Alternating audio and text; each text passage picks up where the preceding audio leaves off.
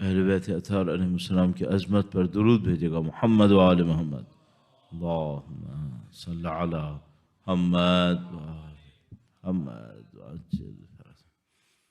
ایک بار پھر وقت کے امام کے حضور ادائے احترام کے لیے درود بھیجیں محمد و آل محمد پر، اللہم صلی علی محمد و آل محمد وعجل فرجہ۔ فاتحہ۔ بسم اللہ الرحمن الرحیم، الحمد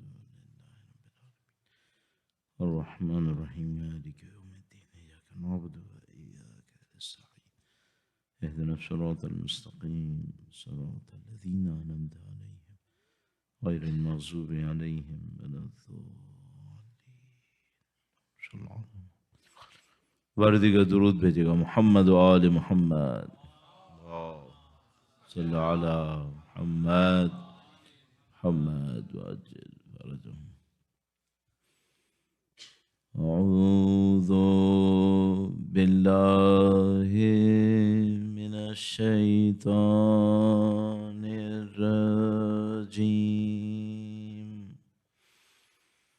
بسم اللہ الرحمن الرحیم، الحمد للہ رب العالمین،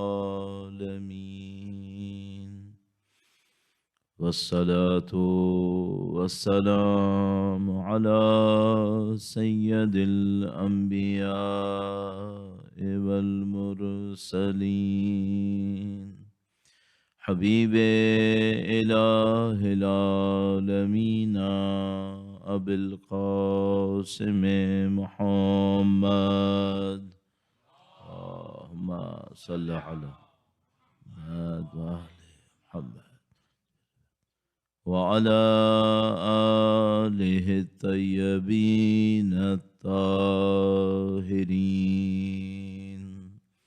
سیما بقیت اللہ فی الارضین۔ قال اللہ تعالی فی کتابہ الکریم، بسم اللہ الرحمن الرحیم، ام حسبت ان اصحاب الکہف والرقیم كانوا من آیاتنا عجبا۔ درود بھیجے گا محمد و آل محمد پر، صلی علی محمد و آل محمد وعجل فرجہم۔ خدا نے متعال کا انتہائی لطف کرم ہے، اس نے ہمیں ابدی زندگی کی بہتری کے لیے دین کی ہدایت نصیب فرمائی ہے، قرآن اور اہل بیت اطہار علیہ السلام کی رہنمائی نصیب فرمائی ہے۔ خدا کا انتہائی شکر ہے کہ اس نے ہمیں سید الشہداء کی محبت سے نوازا ہے اور اس فرش عزا پر بیٹھنے کی سعادت نصیب فرمائی ہے۔ اللہ کی دی ہوئی تمام نعمتوں کا شکر بجا لانے کے لیے اور وقت کے امام کے حضور ادائے احترام کے لیے، ان کی نظر لطف کو حاصل کرنے کے لیے، ان کے ظہور کی تعجیل کی دعا کے لیے ایک بار پھر مل کر درود بھیجے گا محمد و آل محمد پر، صلی علی محمد و آل محمد وعجل فرجہ۔ پروردگار عالم نے انسانوں کو کسی معمولی کام کے لیے خلق نہیں کیا ہوگا، یہ وہ بنیادی ترین اصل ہے جو تمام ادیان کے لیے ایک بنیاد بنتا ہے۔ دین کی بنیادیں ظاہر ہے کہ اصول عقائد کے اوپر ہیں، اور اصول عقائد میں پہلا عقیدہ توحید کا ہے۔ توحید کا عقیدہ نہ صرف اللہ کی وحدانیت ہے بلکہ اللہ کی اوصاف کے اوپر مشتمل ہے، اللہ کی اوصاف جو ہر صفت کمال کے اوپر ہے، اور ان اوصاف میں سے ایک صفت اس کی حکمت ہے کہ خدا تعالی حکیم ہے، مقصد سے اس نے کام کیا ہے، اور یقیناً خدا تعالی نے جس مقصد سے کیا ہوگا وہ کوئی چھوٹا مقصد نہیں رہا ہوگا۔ یہ کہ انسان نہیں معلوم پہلے زمانے میں کسی سفر کے لیے جانوروں کو استعمال کرتا تھا، پھر بعد میں وہ گاڑیوں کو استعمال کرے، اور پتہ نہیں فلائنگ ٹیکسیز کو استعمال کرے، یہ زندگی کا ہدف نہیں ہوگا۔ پہلے انسان ایک منزلہ گھر میں تھا، پھر 4 منزلہ گھر میں تھا، پھر 100 منزلہ بلڈنگ کے اندر چلا جائے، یہ بھی مقصد نہیں رہا ہوگا۔ پہلے 60 سال زندگی گزارتا تھا، پھر 90 سال زندگی گزار لے زمین کے اوپر، یہ بھی مقصد نہیں رہے گا۔ خدا تعالیٰ نے کسی بہت اعلیٰ مقصد کے لیے خلق کیا ہوگا۔ ایک جو مشکل ہم دینداروں کے ساتھ آتی ہے، وہ دین کو اس کی گہرائی میں نہ سمجھنا، اور دین کو صرف ظاہر میں سمجھ کے اس پہ عمل کرتے ہوئے ساری زندگی گزار دینا۔ ایک مثال آپ کی خدمت میں عرض کرتا ہوں، اب اس دفعہ ذرا جوش سے درود بھیج دیجیے گا، درود بھیجے گا محمد صلی علی محمد آل محمد وعجل۔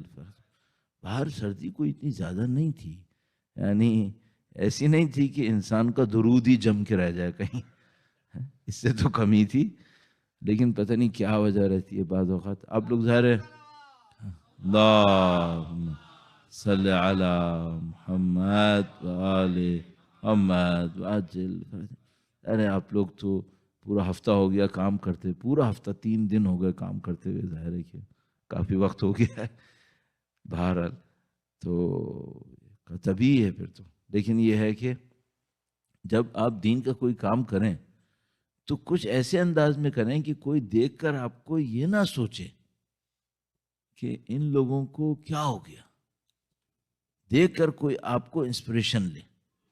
میں ہمیشہ اپنی زندگی میں سوچتا ہوں، دین کا کام، ایک اردو میں اصطلاح استعمال کرتے ہیں جو فارسی سے لی گئی ہے، کسمہ پرسی کے عالم میں مت کرو۔ دین کا کام ایک ہوتا ہے نا، ایک آدمی کوئی دین کا کام کر رہا ہوتا ہے اتنی کسمہ پرسی کے عالم میں، مثلا بالکل ایسی جیسے 4 پہیوں کی ایک کرسی میں ایک ٹوٹا ہوا ہے اور وہ دین اس کے اوپر چل رہا ہے، یہ نہیں کرنا چاہیے۔ دین کا کام ذرا طریقے سے کرے انسان، اور مثلا ایسے کرے کہ دیکھنے والا کہے کہ ہاں کوئی کام ہو رہا ہے، یہاں پہ لوگوں کا انٹرسٹ ہے، اس کی خاطر کام کرنے آئے۔ تو ماشاءاللہ آپ کے اندر ایک جوش ہے، آپ کے اندر ایک جذبہ ہے، خدا متعال اس جوش اور جذبے کو اور زیادہ استحکام نصیب فرمائے گا انشاءاللہ۔ ایک بار پھر درود بھیجے گا، محمد و آل محمد، اللہم صلی علی محمد و آل محمد وعجل فرجہ۔ کئی دفعہ میرے ذہن میں یہ سوال آتا رہا، اور دوست احباب بھی کہیں نہ کہیں اس کو پوچھتے بھی ہیں، اور وہ یہ ہے کہ بھئی مولانا یہ سب جب جنت میں چلے جائیں گے، اس امید کے ساتھ کہ انشاءاللہ چلے ہی جائیں گے، تو وہاں پر ہوگا کیا؟ اور جو کچھ ہم نے سنا ہے یہ کب تک ہوتا رہے گا؟ اچھا، وہ جو ہم نے سنا ہے وہ کیا ہے؟ وہ یہ ہے کہ ہم جنت میں جائیں گے انشاءاللہ، اور وہاں پہ جناب علی، بس یہ جو لوگوں کے ذہن میں ہے وہ ایسا ہی ہے۔ مثلا دنیا میں 5 اسٹار ہوٹل ہوتے ہیں، آپ 3 اسٹار اور بڑھا لیجئے، اس کے اوپر 5 اسٹار اور بڑھا لیجئے، تو لوگ ایسے سوچ رہے ہیں۔ تو وہ سوچ رہے ہیں بھائی جنت میں جائیں گے، وہاں پہ باغ ہیں، وہاں پہ انگور ہیں، انار ہیں، اور سیب ہیں، اور یہ ہے اور وہ ہے، نہریں ہیں، یہ سب باتیں۔ اچھا، اس کے بعد ایک دن بڑا مزہ آئے گا، دوسرے دن بہت مزہ آئے گا، 1 سال تک، 2 سال، 5 سال، 50، 100، 500، 1000 خالدین فیہا، کب تک مزہ آئے گا بھائی؟ کیا ہوگا؟ تو مثلا کوئی یہ سوچنے میں مجبور ہو جاتا ہے کہ شاید خدا ہر 100 سال کے بعد میموری اریز کر دے گا، ایک نئی میموری دے دے گا، چلو پھر سے مزے میں لگ جاؤ۔ یعنی ہم لوگوں کی زندگی میں جو دین کی انٹرپریٹیشن ہے وہ جنت تک پہنچنے تک تو کچھ چیلنجنگ ہے، اس کے بعد سے فارغ ہے۔ اب آپ خود سوچیے گا، کیا خدا یہ کرے گا؟ کیا خدا ایسی جنت میں بھیجے گا جہاں پر انسان کو گویا ہر روز ایک نیا مزہ ہی ملتا رہے، تب بھی صرف مزے ہی لینے کے لیے؟ تو اب خدا کی جو مثال کے طور پر اعلیٰ ترین مخلوقات ہیں، اگر ہم ان کو دیکھیں تو وہ جو مخلوقات ہیں ان میں ایک نکتہ مجھے سمجھ میں آیا چند دن پہلے، اور وہ یہ ہے کہ بھئی یہ جو مخلوقات ہیں جو گویا دنیا میں بھی رہتے ہیں تو جنت کے قریب ہی رہتے ہیں، یہ جو مخلوقات ہیں یہ صرف لینے والی نہیں ہیں، یہ دینے والی ہیں۔ تو مجھے یہ بات بہت دماغ میں چبھنے لگی کہ یہ جو ہم جنت کو سوچ رہے ہیں یہ لینے والے اینڈ کا سوچ رہے ہیں، بعید ہے خدا نے ایسی جنت میں بھیجا ہو جس میں دینے کا کوئی اینڈ ہی نہ ہو. خدا نے یہاں بھی پسند نہیں کیا. یہاں بھی کوئی انسان اگر جیے اس بات کے اوپر کہ میں نے صرف لینا ہے، تو اسلام کے حساب سے اچھی زندگی ہے کیا؟ صرف لینے والا نہیں. اسلام کے حساب سے اچھی زندگی کیا ہے؟ دینے والا. جس کو یہاں پسند نہیں کر رہا، جنت میں کیا پسند کرے گا؟ تو مجھے سمجھ میں آتا ہے کہ ہم شاید ایک بیسک پوائنٹ مس کر رہے ہیں. اور وہ کیا؟ ہم یہ سمجھ رہے ہیں کہ ہم ایک خاص ٹائم کے بعد صرف لینے والے اینڈ کے اوپر ہوں گے اور دینے والا کوئی اینڈ یہاں پر نہیں ہوگا، جو مجھے بہت مشکل لگ رہا ہے. مجھے لگ رہا ہے کہ نہیں، آخرت میں بھی دینے کا کوئی اینڈ ہوگا. ورنہ بہت ساری طبیعتوں کے اوپر، بہت سارے لوگوں کی جو مزاج کے اوپر وہ دینے والا اینڈ نہ ہو تو لائف کا مزہ ہی نہیں ہے. پھر لائف کا مزہ ہی نہیں ہے. اب آپ تصور کیجئے ایک مثال، مثلا بھائی ہم اور آپ جو یہاں پر ہیں، ہم زندگی گزار رہے ہیں، ہم میں سے اکثر لوگ ایسے ہیں الحمدللہ، وہ یہ کہ اگر وہ اپنی زندگی سے کسی دوسرے کو کوئی اچھا رزلٹ نہ دیں تو اپنی زندگی میں کمی احساس ہوتی ہے. یہ جو آپ دیکھتے ہیں ونٹر کے اندر لوگوں کے اندر ڈپریشن بڑھ جاتا ہے یہاں پر، یا مثلا لائف کے اندر اوور آل یہاں پہ ڈپریشن زیادہ ہے، اس کی ایک وجہ شاید یہ ہے کہ لوگوں کی زندگیوں میں لینے والا اینڈ ہے، دینے والا اینڈ اتنا اچھا نہیں ہے یہاں پہ. اور خدا نے انسان کی بنائی زندگی ایسی ہے کہ یہ دے کر خوش ہوتا ہے. اصلی خوشی اس کو ملتی ہے. اصلی خوشی لے کے نہیں ہے، اصلی خوشی کہیں دینے میں ہے. تو یہ جو انسان کی طبیعت ہے، یہ طبیعت اس کو آخرت میں بھی دیے بغیر نہیں بیٹھنے دے گی، یہ وہاں پہ بھی دے گا. اب آپ خود تصور کریں.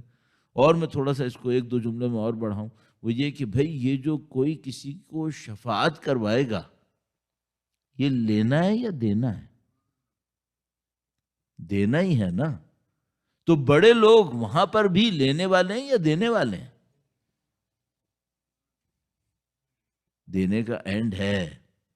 ہم لوگ یہ سمجھ رہے ہیں جنت کے باغوں میں لینے کا اینڈ ہے، دینے کا وہاں پر کچھ نہیں ہے. بعید ہے ایسا. خدا نے وہاں پہ بھی دینے کا نظام رکھا ہوگا، ورنہ طبیعتوں کے اوپر جو اعلیٰ انسانی طبیعت ہے وہ اس پہ خوش نہیں رہے گی کہ صرف لینے والے کے اوپر جائے. یہ بالکل ایسے ہی جیسے آپ آیت اللہ مرحوم بہجت کو اٹھائیں اور ان کو کسی 5 اسٹار ہوٹل میں بٹھا دیں اور کہیں حاجی آقا آپ یہاں پر بیٹھ جائیے، 1 مہینے تک آپ کو کوئی ٹچ نہیں کرے گا. خوش رہیں گے؟ نہیں. کیوں؟ کہیں گے نہ کسی کا فائدہ، نہ کسی کو میں علم دوں، نہ کسی کو ہدایت دوں، یہ 5 اسٹار ہوٹل میں بیٹھ کے میں کیا کروں گا؟ طبیعت انسانی ایسی ہے. تو وہ آخرت میں طبیعت ایسی ہو جائے گی، خود غرضی کے اوپر مائل ہو جائے گی. آخرت میں تو انسان کی جوہر اور کھولیں گے، نہ کہ وہ اندر خود غرضی کے اوپر مائل ہو جائے. تو مجھے لگ رہا ہے کہ ہم آخرت کے بارے میں شاید مس انڈرسٹینڈنگ میں، کہ اور بھی کئی جگہ پر ہیں لیکن اس میں بھی ہم ایک مس انڈرسٹینڈنگ میں آ رہے ہیں. درود بھیجے گا محمد و آل محمد پر. صلی علی محمد آل محمد وعجل فرجہ. بس اب چونکہ 1-2 دن ہی باقی ہیں، آج کا وقت ہے اور اس کے بعد کل کا وقت اور معاملہ ختم. تو اس حساب سے تھوڑا سا جلدی سے بڑھتے ہوئے، یہ جو ابھی بات ہوئی آپ کی خدمت میں کہ انسان کی زندگی میں صرف لینا خوشی نہیں لاتا بلکہ دینا خوشی لاتا ہے. تو یہاں سے ایک اور بات ہمیں سمجھ میں آتی ہے، اور کل بھی اس کی طرف اشارہ ہوا، وہ یہ کہ انسان کی زندگی قوانین کے اوپر بنی ہوئی ہے. اگر آپ ان قوانین کو سمجھ لیں، آپ کی زندگی مزے کی زندگی ہے، بہترین زندگی ہے. اب مثال کے طور پر ان قوانین سے مطلب کیا ہے؟ چونکہ یہ بات یہاں تک آئی تو میں آپ کی خدمت میں یہ بھی عرض کرتا چلوں. میں اپنی زندگی میں اس عنوان سے کہ بھئی اپنے لیے بھی تو انسان کوئی پلان بناتا ہے کہ بھئی اپنی زندگی میں کیا پلان بنائے. تو میں نے بہت پلان بنائے کہ بھئی مجھے زندگی میں چاہیے کیا ہے اور کس وقت کیا چاہیے. یہ بھی بہت امپورٹنٹ ہے. بعض اوقات ایسی چیزیں انسان کو مل رہی ہوتی ہیں، اس وقت ملنے کا کوئی فائدہ نہیں ہوتا. اب آپ خود تصور کیجئے، جس کی عمر 80 سے اوپر ہے، اگر آپ اس کو ہر روز ایک مرغ مسلم کھانے کو دے بھی دیں تو وہ بیچارہ صرف حسرت میں یہی کہہ سکتا ہے کہ بھائی یہ اس وقت دیتے جب میرے دانت تھے. اب جب کہ سب فارغ ہو چکا ہوں تو اب یہ مرغ مسلم دینے کا مجھے کیا فائدہ ہوا. تو انسان کے ساتھ 2 مسئلے ہیں، ایک تو ایک یہ ملے اور دوسرا مسئلہ یہ ہے کہ کب ملے.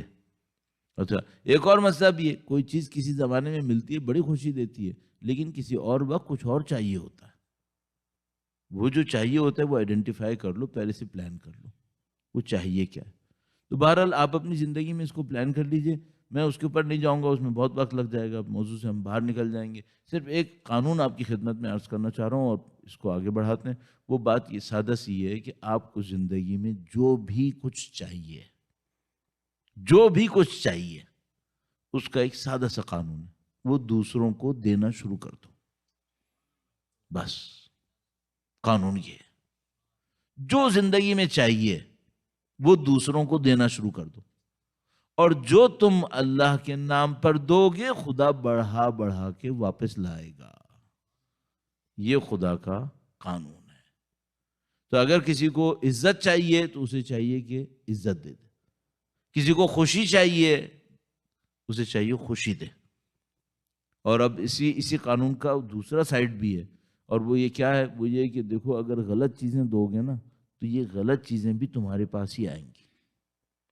مثلا اگر میں کسی کو غم دوں گا تو کیا ہوگا؟ غم بھی آئے گا میرے پاس، کم ہو کے آئے گا یا بڑھ کے آئے گا؟ بڑھ کے آئے گا۔ قانون ہمیشہ بڑھنے پر ہے۔ تو مثال کے طور پر اگر میں نے کسی کو احترام دیا تو کیا ہوگا؟ میرے پاس احترام آئے گا۔ اگر عزت دوں گا عزت آئے گی۔ نعوذ باللہ میں نے کسی کو مکاری دی تو کیا آئے گا؟ مکاری دو گے مکاری آئے گا۔ جو بو گے وہی کاٹو گے، وہی کاٹنا، اور کیا ہونا۔ تو یہ ایک بہت بڑا قانون ہے اس زندگی کا۔ تو اس میں پیسہ بھی تھوڑا بہت آ جاتا ہے، لیکن پیسے کی نیت سے نہیں دے گا، کوئی پتہ چلے جو لینا تھا وہ بھی نہیں آیا اور جو دینا تھا وہ تو چلا ہی گیا۔ لیکن اگر کوئی پیسہ بھی اللہ کی راہ میں دے گا وہ بھی آئے گا۔ صدقے کی ماہیت ہی یہی ہے، صدقے کی نوعیت یہی ہے۔ تو بہرحال یہ ایک چھوٹا سا قانون ہو گیا۔ اب اس قانون کے تحت انسان کو بہت ساری چیزیں سیکھ لینی چاہیے، اور سیکھنے کے لیے جگہ کون سی ہے؟ بہترین جگہ روایات۔ جو قوانین دنیا کشف نہیں کر پائی ہے وہ قوانین اہل بیت نے 1400 سال پہلے روایات میں بیان کر دی ہیں۔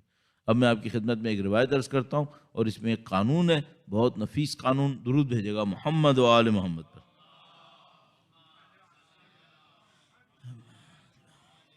محمد وعجل فرج۔ یہ روایت بھی نہج و بلاغہ میں موجود ہے، اور حکمت نمبر 82 میں، حکمت نمبر 82 کلمات قصار میں 82 نمبر ہے یہ۔ اور میں نے آپ کی خدمت میں نمبرز کے سلسلے میں کئی دفعہ عرض کر دیا کہ یہ بعض جگہوں پہ مختلف ہو سکتے ہیں، ترتیب مختلف ہوتی ہے۔ تو یہ 82 کا مطلب ہے آپ اس کے اطراف میں بھی دیکھ لیجئے گا۔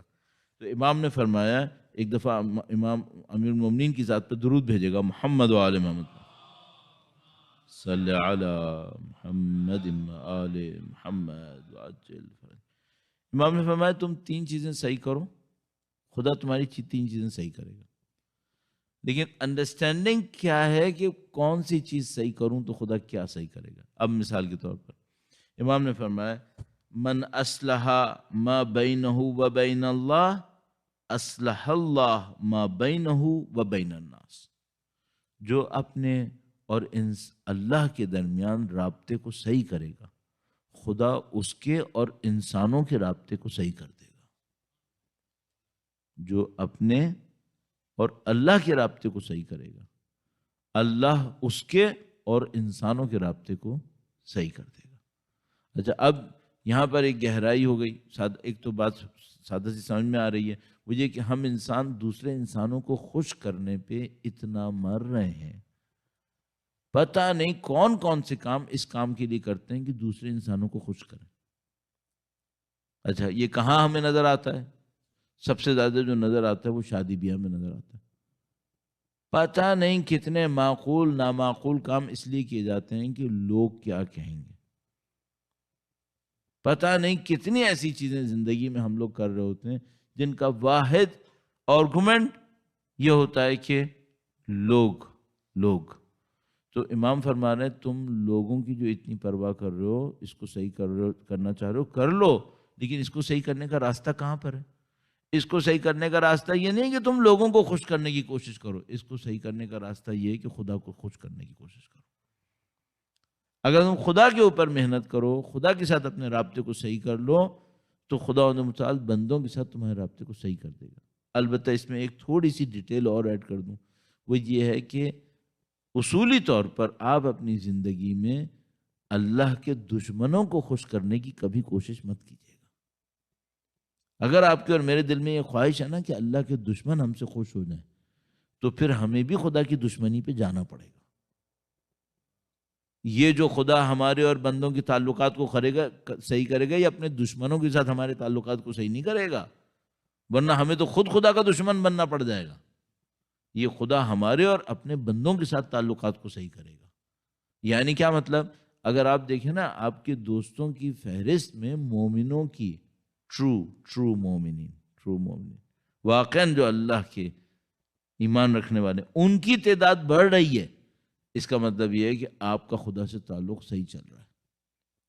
اور خدا نہ کرے نعوذ باللہ اگر میں دیکھوں کہ بھائی میرے نزدیکی لوگ زیادہ تر وہ ہیں جن کے خدا سے تعلقات اچھے نہیں ہیں، تو آپ سمجھ جائے گا کہ آپ کا بھی خدا کے ساتھ معاملہ کوئی بہت اچھا نہیں چل رہا ہے۔ اس کو جج کرتے رہیے۔ اب ہم لوگوں میں سے بہت سارے لوگوں کی خواہش یہ ہوتی ہے، مثلا میں فرض کریں اپنے آپ کے اوپر رکھ لیتا ہوں، میں نے پہلے دن بھی عرض کیا تھا، آپ لوگ مولویوں کے بارے میں الٹا سن کے بڑے خوش ہوتے ہیں، تو میں اپنے اوپر رکھ لیتا ہوں۔ مثلا میں خواہش یہ رکھوں کہ مومنین تو خوش ہوں، فاسقین بھی مجھ سے خوش ہوں۔ یہ خواہش اچھی خواہش ہے؟ اس کے لیے مجھے بھی فسق کے اندر جانا پڑے گا، نعوذ باللہ تعالی۔ یہ خواہش غلط خواہش ہے۔ مجھے چاہیے اگر میرے دماغ میں یہ تھوڑا سا سخت لفظ فطور آ ہی رہا ہے نا کہ مجھے بندوں کو خوش کرنا ہے، بندوں کو خوش کرنا صحیح ہدف ہے ہی نہیں ایسا۔ بندوں کی حیثیت کیا ہے؟ بندے بھی فانی، دنیا بھی فانی، اس کے اندر خوشی، اس کے اندر شہرت، یہ سب فانی ہے، اس کو حاصل کر کے کرنا کیا ہے؟ لیکن اگر ایسی کوئی خواہش آ رہی ہے تب بھی میں اپنے اندر دو فلٹر لگا دوں۔ نمبر ایک، بندوں میں سے فاسقوں کو خوش کرنے کی کوشش مت کرنا، ورنہ فسق اختیار کرنا پڑے گا، نمبر ایک۔ نمبر دو، بندوں کو خوش کرنے کی جگہ بھی خود بندے نہیں ہیں، خدا ہے۔ امام فرما رہے ہیں تم خدا کے ساتھ اپنے تعلقات کو صحیح کرو، خدا بندوں کے ساتھ تمہارے تعلقات کو صحیح کر دے گا۔ پھر فرمایا وَمَنْ أَصْلَحَ أَمْرَ آخِرَتِهِ أَصْلَحَ اللَّهُ لَهُ أَمْرَ دُنْيَا۔ جو آخرت کے امور کی اصلاح کر لے گا تو خدا اس کے دنیا کے کاموں کو بھی صحیح کر دے گا۔ آخرت کے امور کو اگر کوئی اصلاح کرے گا تو خدا اس کے دنیا کے کاموں کو بھی صحیح کر دے گا۔ اچھا، یہاں پہ ہمارا بیہیویئر کیا ہے؟ جنرل بیہیویئر سوسائٹی کا الٹا۔ یہ سمجھ رہے ہیں ہم اپنی دنیا بنا لیں گے نا تو ہماری آخرت تو خیر بنی جائے گی۔ امام فرمایا نہیں، الٹا ہے، تم اپنی آخرت بناؤ۔ تو اپنی آخرت بناؤ گے تو تمہاری دنیا صحیح بنے گی۔ اچھا، اب ممکن ہے مجھ سے کوئی کہے مولانا ہم نے بہت دیکھے جنہوں نے اپنی آخرت نہیں بنائی اور ان کی دنیا بن گئی ہے۔ صرف یہ پوچھنا دنیا بننا کہتے کسے ہیں؟ کس کو کہتے ہیں دنیا بننا؟ آپ کی خدمت میں شاید یاد ہوگا کہ میں نے آپ کی خدمت میں عرض کیا تھا کہ ہم لوگ دنیا کی دولت کو رزق کہتے ہیں، رزق کہتے ہیں۔ تو میرا اپنے خیال ہے کہ ہمیں ایک فلٹر لگانا پڑے گا، دنیا کی دولت کب رزق بنتی ہے اور یہ کیسے پہچانوں کہ رزق ہے یا نہیں ہے؟ تو میں اس کے اندر اپنے لیے ایک پیرامیٹر رکھا ہے، وہ یہ کہ اگر میری بڑھتی ہوئی دولت تخیلاتی ہے، میرے پاس نہیں ہے، مطمئن رہیے گا، لیکن اگر میری تخیلاتی دولت مجھے خدا کے نزدیک لے کر جائے تو یہ رزق ہے، اور اگر خدا کے نزدیک نہیں لے کے جائے تو یہ کوئی رزق نہیں ہے، یہ صرف عذاب ہے، صرف مصیبت ہے۔ بس آپ کو دنیا میں فیسلٹیز مل رہی ہیں اور ان فیسلٹیز کے نتیجے میں اور آپ خدا کے نزدیک جا رہے ہیں، اس کا مطلب کیا ہے؟ یہ رزق ہے۔ لیکن اگر فیسلٹیز بڑھتی جا رہی ہیں اور ہم اور ہماری اولاد دنیا کی طرف جا رہی ہے، آخرت سے دور جا رہی ہے، اس کا مطلب کوئی رزق نہیں ہے، یہ سب دنیا کے امتحان میں جس میں ہم اور آپ پھنس گئے۔ اور نبی کا ایک فرمان اس قول کے بیان میں بڑا ہی نفیس فرمان اللہ کے نبی سے بھی منسوب ہے اور دوسرے معصومین سے بھی منسوب ہے۔ فرمایا علیکا بالآخرہ تاتک الدنیا ساغرہ۔ یہ فرمان بہت نفیس، بہت دقیق۔ فرمایا تم آخرت کی پرواہ کرو، دنیا حقیر ہو کر تمہارے پاس آئے گی۔ درود بھیجے گا محمد و آل محمد، صلی اللہ محمد محمد۔ بھیا تھوڑی سی ہمت دکھا کے ذرا ایک اچھا سا درود بھیجے گا۔ محمد آل محمد وعجل فرج۔ آج بہت ٹھنڈک ہے، بہت ٹھنڈک ہے۔ اللہم صلی علی محمد وآل محمد وعجل۔ دو دنیا کے امور کی اصلاح کرنا چاہتا ہے، وہ کہاں سے شروع کرے؟ پر میں آخرت سے شروع کروں، آخرت کی امور کی اصلاح کروں، خدا تمہاری دنیا کی امور کی اصلاح کرے گا۔ اور نبی کا فرمان عرض کر دیا، علیک بالآخرہ، تم آخرت کی پرواہ کرو، دنیا ذلیل ہو کر حقیر ہو کر تمہارے پاس آئے گی، اور اگر نہیں کی تو کیا ہوگا؟ پھر تمہیں حقیر ہو کر دنیا کے پیچھے بھاگنا پڑے گا۔ بہت سارے لوگ یہی کر رہے ہیں، آخرت کی بجائے دنیا کو سنوارنے کے چکر میں بیٹھ گئے، اور دنیا کو سنوارنے کے لیے آخرت کو کمپرومائز کر رہے ہیں، اور اس کے بعد پھر دنیا کے پیچھے بھاگنا اتنا بھاگنا ہے کہ تھک تھک کے مر جاؤ گے، دنیا نہیں ملتی ہے۔ اور ایک اور مصیبت ہے، مل بھی جاتی ہے تو عزت نہیں دیتی، مشکل ہی ہے، سکون نہیں دیتی۔ دنیا کس لیے چاہیے تھی؟ سکون کے لیے۔ ان سب چیزوں کو بہت اچھی طرح دیکھیے گا، یہ زندگی کے قوانین ہیں، یہ زندگی کے قوانین ہیں، ان کو چیک کرتے رہیے۔ امام نے فرمایا، وَمَنْ كَانَ لَهُ مِن نَفْسِهِ وَاعِظٌ كَانَ عَلَيْهِ مِنَ اللَّهِ حَافِظٌ، اور جو اپنے نفس کے لیے وعظ کرے گا، خدا اس کے لیے حافظ قرار دے دے گا۔ جو اپنے نفس کے لیے وعظ کرے گا، کیا مطلب اپنے نفس کے لیے وعظ کرے گا؟ خود اپنے نفس کا خیال کرے کہ میں گمراہ نہ ہو جاؤں۔ اگر کوئی ایسا کام کرے گا تو خدا کیا کرے گا؟ خدا اس کے لیے حافظ قرار دے دے گا، حفاظت کرنے والے قرار دے دے گا۔ غلطی بھی کر رہا ہوگا تو اس خدا کی طرف سے کوئی آ کے اس کو بتا دے گا کہ تم غلطی کر رہے ہو۔ یہ کب ہوگا؟ جب خود اپنے لیے واعظ بنے، خود اپنا خیال کرے کہ میں نے گمراہی نہیں کرنی ہے، خدا حافظ قرار دے دیتا ہے۔ یہ بات شاید کہنے کی نہیں ہے، لیکن بہرحال کراچی میں مجھے ایک بندہ خدا ایسا بھی ملا جس کے پاس باقاعدہ کوئی شخص آ کر تعلیم دیتا تھا کہ میں آیا ہوں تمہارے سوالوں کا جواب دینے کے لیے، بتاؤ سوال کیا ہے؟ اور وہ جواب دیتا تھا 1 سال تک۔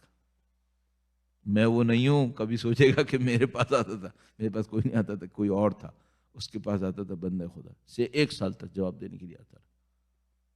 تو یہ سب دنیا میں ہو رہا ہے۔ اگر کوئی شخص اپنے نفس کے لیے واعظ ہو، خدا حافظ قرار دیتا ہے۔ مولا کا فرمان ہے نہج البلاغہ میں، تو تردد تو نہیں ہو سکتا نا اس کے اندر۔ درود بھیجے گا محمد و آل محمد پر، صلی علی محمد و آل محمد وعجل فرجہم۔ عزیزان محترم، یہ آپ کے سامنے عرض ہوا۔ اب چونکہ دن بہت ہی یعنی ٹائم بہت ہی کم ہے، تو مجھے آپ کی خدمت میں 2 روایتیں اور بیان کرنی ہیں۔ 2 روایتیں میں بیان کر چکا ہوں، ایک تو امیر المومنین کا یہ فرمان جس کے اندر 3 پہلو تھے وہ عرض کر دیے، اور ایک روایت اللہ کے نبی کی بیان کر دی، علیک بالآخرہ تأتیک الدنیا ساخرہ۔ اب 2 روایتیں اور آپ کی خدمت میں عرض کرنی ہے۔ دونوں روایتیں نبی خدا سے ہیں، اور دونوں روایتیں وسائل الشیعہ کے اندر ہیں، ظاہر کی محکم کتاب ہے۔ میں کوشش یہ کر رہا ہوں ان دنوں کے اندر جتنی بھی روایتیں آپ کی خدمت میں عرض کر رہا ہوں ان کو اوتھینٹک سورس سے لے کر آؤں۔ تو بہت ساری روایتیں تو خود نہج البلاغہ سے ہی بیان کی ہیں، جس کے اندر ظاہر ہے کہ کوئی شبہ نہیں ہے۔ وسائل الشیعہ مستند کتابوں میں سے ہے، اور مجتہدین اس کے اوپر بہت زیادہ اعتماد کر رہے ہوتے ہیں۔ اور اس میں سے نبی کا یہ فرمان آپ کی خدمت میں عرض کروں گا، اور نبی نے اس کے اندر 5 اوصاف کی طرف اشارہ فرمایا ہے۔ 5 صفتیں انسان کے اندر ہونی چاہیے۔ اس کا ایک بیک گراؤنڈ ہے، اور اس کے بعد انشاءاللہ روایت۔ درود بھیجے گا محمد و آل محمد پر، صلی علی محمد و آل محمد وعجل فرج۔ اللہ کے نبی کے پاس بعض اوقات لوگ آتے تھے، بڑے سادہ طبیعت کے، چھوٹی چھوٹی باتیں پوچھنے والے۔ مجھے ایسی روایتوں میں پڑھ کے بہت مزہ لطف آتا ہے، بہت لطف آتا ہے۔ کیوں؟ مجھے لگتا ہے یہ ہم لوگوں کے لیے۔ ایک دفعہ ہوتا ہے نا، آنے والا کوئی ٹھیڑی ٹھیڑی باتیں پوچھتا ہے، بڑی فلسفیانہ ادھر ادھر کی، تو وہ مجھے لگتا ہے کہ یہ پتہ نہیں اس کا مقصد کیا ہے۔ لیکن بعض اوقات ایک آدمی آتا ہے، کہتا ہے اے اللہ کے نبی میں چاہتا ہوں خدا کو خوش کروں، کیا کروں؟ اللہ کے نبی کہتے ہیں یہ کرو۔ اس کو پڑھ کے بڑا مزہ آتا ہے کہ بھئی یہ لائف کو پریکٹیکلی ڈیولپ کرنے کے لیے روایت مل گئی۔ تو مثلا ایسے میرے ذہن میں آ گیا، ایک اللہ کے نبی کے پاس آیا اور اس نے کہا کہ اللہ کے نبی آپ کا دین ایسا ہے، سخت دین آپ کا۔ اللہ کے نبی نے فرمایا نہیں، میرا دین سخت نہیں ہے، تو اس نے کہا کہ نہیں سخت ہے، آپ کے ہاں اللہ کو خوش کرو تو بندے ناراض ہو جاتے ہیں، بندوں کو خوش کرتا ہوں تو خدا ناراض ہو جاتا ہے۔ پتہ نہیں شاید ٹورنٹو آ گیا ہوگا بیچارہ۔ وہ کہنے لگا کہ یہ عجیب مشکل ہے، آپ کیا اللہ کو خوش کرو بندے ناراض ہو جاتے ہیں، بندوں کو خوش کرو خدا ناراض ہو جاتا ہے۔ اللہ کے نبی نے فرمایا میں تم کو بتا دوں گا دونوں صحیح ہو جائیں گے، دونوں خوش۔ تو اس نے کہا کہ ہاں اللہ کے نبی آپ فرمائیں۔ تو اللہ کے نبی نے فرمایا کہ تم دنیا میں زہد اختیار کرو۔ دنیا میں زہد اختیار کرو کیا مطلب؟ نہ کہ نہ کماؤ، کماؤ اپنے لیے کم رکھ لو، دنیا کے کم پر اپنے آپ کو خوش رکھو۔ باقی کا کیا کرے؟ باقی اللہ کی راہ میں دے، تھوڑا سا اپنے نفس کو مار لے۔ زہد اسی کو کہتے ہیں۔ زہد کا مطلب یہ نہیں ہوتا آپ جنگلوں میں جا کر رہو دوسروں کے سامنے بھیک مانگ رہے، نعوذ باللہ تعالیٰ۔ یا مثلا زیادہ کما سکتا ہے، زیادہ نہیں کما رہا، کہہ رہا ہے میں متقی ہوں، میں پرہیزگار ہوں۔ یہ متقی پرہیزگاری نہیں ہوتی۔ زہد یہ ہے کہ کماؤ اور کمانے کے بعد خود اپنی زندگی پہ کم لگاؤ۔ تو میں اس کے لیے ایک لفظ استعمال کرتا ہوں، وہ کہتا ہوں اپنے اسٹینڈرڈ کو فریز کر لو، جتنی کمائی بڑھتی رہے وہ اللہ کی راہ میں لگاتے رہو۔ یہ ہو گیا زہد۔ ایک تو ہم لوگ کے ساتھ مصیبت یہ ابھی کمائی بڑھتی نہیں ہے، خرچے 4 گنا پہلے ہی بڑھ چکے ہوتے ہیں۔ کسی کی پروموشن آتی نہیں ہے، اس کا بل جناب پہلے سے تیار ہوتا ہے کہ پہلی جو تنخواہ بڑھے گی تو یہاں جائے گی۔ اپنا آپ اسٹینڈرڈ فریز کر لو، ایسی جگہ پہ رک جاؤ جس کے اوپر دل قانع کیا جا سکے۔ ایک دفعہ آدمی کیا کرتا ہے، ایک ایسی جگہ کے اوپر کہتا ہے میں متقی ہوں، میں یہ ہوں، میں یہ بھی چھوڑ دوں گا، یہ بھی چھوڑ دوں گا۔ ایک دن چھوڑتا ہے، 2 دن چھوڑتا ہے، تیسرے دن درود بھیج کے اس سے زیادہ 4 گنا مقام پہ پہنچ جاتا ہے۔ تو کہتا ہے بس ختم ہو گیا۔ نہیں، آپ کیوں ایسے کر رہے ہو؟ ایک ایسی جگہ پہ رکو جہاں پہ رکنا آپ کے لیے معقول ہو، آپ کے لیے آسان، وہاں پہ رکو اور اس کے بعد کمائی آگے بڑھاؤ۔ اس کو ہم کہتے ہیں زہد، مثلا اپنی تعریف میں۔ تو اللہ کے نبی نے فرمایا تم دنیا میں زہد اختیار کرو، اللہ تم سے خوش رہے گا۔ اس کے بعد اللہ کے نبی نے ایک اور جملہ ارشاد فرمایا جو اس فرمان کے اندر بھی آئے گا، اور وہ کیا ہے؟ جو لوگوں کے ہاتھ میں ہے نا اسے مت دیکھو، جو لوگوں کے پاس ہے اس کو مت دیکھو، سب تم سے خوش رہیں گے۔ لوگوں کی جو طبیعت میں الجھاؤ شروع ہوتا ہے وہ کب شروع ہوتا ہے؟ جب انہیں پتہ چل جائے کہ میری کوئی چیز ہے جس پہ اس کی نظر ہے، بس مصیبت یہاں سے شروع ہوتی ہے۔ مثلا بندے کے پاس کوئی پیسہ ہے، ایک آدمی اس کے پاس آیا اور وہ یہ ڈر رہا ہے کہ یہ میرا پیسہ لینے آیا ہے، اب یہاں سے دشمنی شروع ہوتی ہے۔ بندے کے پاس کوئی طاقت ہے، مثلا یہ کر سکتا ہے، وہ کر سکتا ہے، ایک بندہ اس کے پاس آیا ہے اور یہ چکر میں ہے کہ اس سے میرا کوئی کام نکلے گا، اب مشکل شروع ہوتی ہے۔ انسان کسی سے ملے اور یہ سوچے مجھے اس سے کیا ملنے والا ہے، یہ تعلقات کبھی اچھے نہیں ہوں گے۔ یہ میں پہلے دن سے دیکھ لوں اپنے اندر کہ اگر میں کسی سے ملا اور میں یہ سوچ کے گیا مل رہا ہوں کہ اس سے مجھے کیا ملے گا، بس سمجھ لو تم نے اپنے تعلقات کے اندر ایک کدال پہلے دن ہی مار لی ہے، یہ کبھی اچھے نہیں ہوں گے۔ تعلقات کی بنیاد کیا ہونی چاہیے؟ کم سے کم یہ کہ مجھے اس سے کچھ نہیں لینا ہے، اور بہتر کیا ہے کہ مجھے اس سے کچھ دینا ہے۔ بہتر تعلقات کی بنیاد کیا ہے؟ وہ یہ کہ میں نے اسے کچھ دینا ہے۔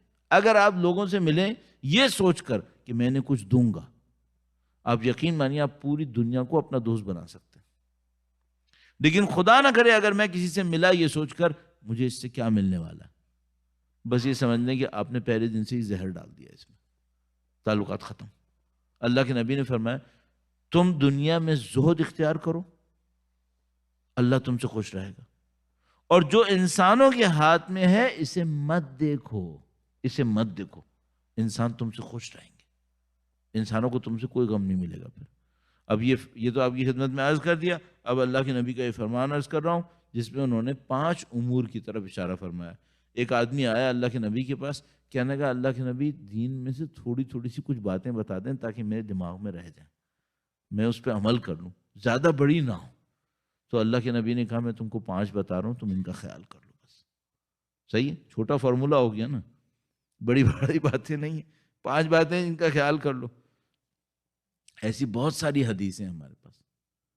ایک آدمی آیا، ایک گروپ کو لے کر آیا اور اس نے کہا اللہ کے نبی، اس طرح کا ایک جملہ اس نے کہا کہ ہم لوگ جنت میں جانا چاہتے ہیں، آپ ہمیں کوئی ایک ریکمنڈیشن ایسی دے دیں، ہم آپ کی عبادتیں کر رہے ہیں، نماز پڑھ رہے ہیں، روزے رکھ رہے ہیں، ہم سارے کام کر رہے ہیں، ہم یہ چاہتے ہیں کوئی ایک پوائنٹ ہمیں بتا دیں جس پر ہم عمل کریں تو آپ ہماری جنت کو سیکیور کر دیں، انشور کر دیں کہ ہم جنت میں چلے جائیں گے۔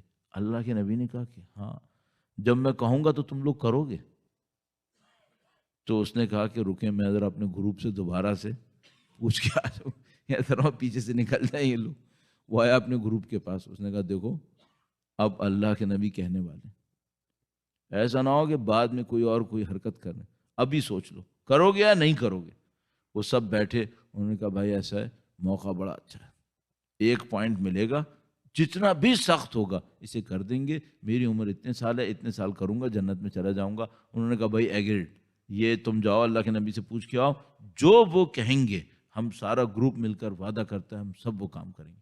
اللہ کے نبی کے پاس آئے، کہا اللہ کے نبی ہم ساری عبادتیں انجام دیں گے، اب ایک کام آپ ہمیں بتائیں۔